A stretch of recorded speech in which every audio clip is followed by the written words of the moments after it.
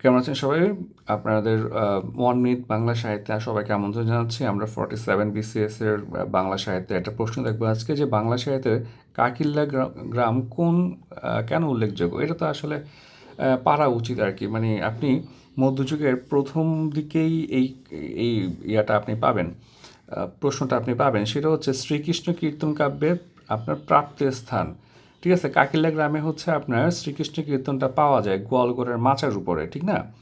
তো দেখেন যে মধ্যযুগের বাংলা সাহিত্যের প্রথম আদি নিদর্শন হলো শ্রীকৃষ্ণ কীর্তন কাব্য। তাহলে হচ্ছে দেখেন, এটা হচ্ছে প্রথম বাংলা সাহিত্যের মধ্যযুগের প্রথম আদি গ্রন্থ, এবং হচ্ছে আপনার একক গ্রন্থ। এটা হচ্ছে বাংলা সাহিত্যের প্রথম একক গ্রন্থ। মানে এটা হচ্ছে পুরো বইটা একজন রাইটার লিখছে, এটা কিন্তু এখানে নাই, বাট এটা লিখে রাখেন। এখানে শ্রীকৃষ্ণ কীর্তন নিয়ে কিন্তু পরীক্ষার প্রশ্ন আসে। এটা হচ্ছে 1909 সালে হচ্ছে পাওয়া যায়। এখানে কয়টা পেজ ছিল, ঠিক আছে? তারপরে হচ্ছে আপনার কে লিখছে, কে পাইছে, ঠিক আছে?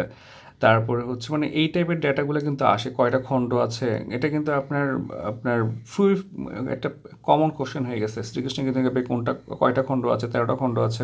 খণ্ডগুলোর নাম পড়তে বলছিলাম আপনাদেরকে, ঠিক আছে? যাই হোক, আমরা দেখি যে কাব্যটির রচয়িতা হচ্ছে আদি কবি হচ্ছে বড়ু চণ্ডীদাস। তার প্রকৃত নাম হচ্ছে অনন্ত।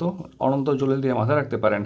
শ্রী বসন্ত রঞ্জন রায় হচ্ছে 1909 সালে হচ্ছে দেখেন বাঁকুড়া জেলার, ঠিক আছে, বনবিষ্ণুপুরের কাকিল্যা গ্রাম। তাহলে 3টা পার্ট, একটা হচ্ছে জেলা, তার বনবিষ্ণুপুর, কাকিল্যা গ্রামের এক গৃহস্থের গোয়ালঘর থেকে হচ্ছে এটা আবিষ্কার করেন, ঠিক আছে? আচ্ছা, তাহলে এটা মূলত হচ্ছে এই জন্য পরীক্ষায় আসছে। অপশন বিশ্লেষণগুলোও দেখতে পারেন, খারাপ না। শ্রী চৈতন্যদেবের জন্মস্থান হচ্ছে নদিয়া জেলার নবদ্বীপ শহরে। চৈতন্যদেবের জন্ম মৃত্যুটা কত? এটা সম্ভবত হচ্ছে 1486 থেকে 1533 পর্যন্ত বেঁচেছিলেন শ্রী চৈতন্যদেব। বড়ু চণ্ডীদাস হচ্ছে জন্মস্থান হচ্ছে নান্নুর গ্রামে, এবং হচ্ছে চর্যাপদের প্রাপ্তিস্থান হচ্ছে নেপালে। নেপালে কেন পাওয়া গেছে, এটাও রিটেনে খুব গুরুত্বপূর্ণ একটা প্রশ্ন। থ্যাংক ইউ সবাইকে।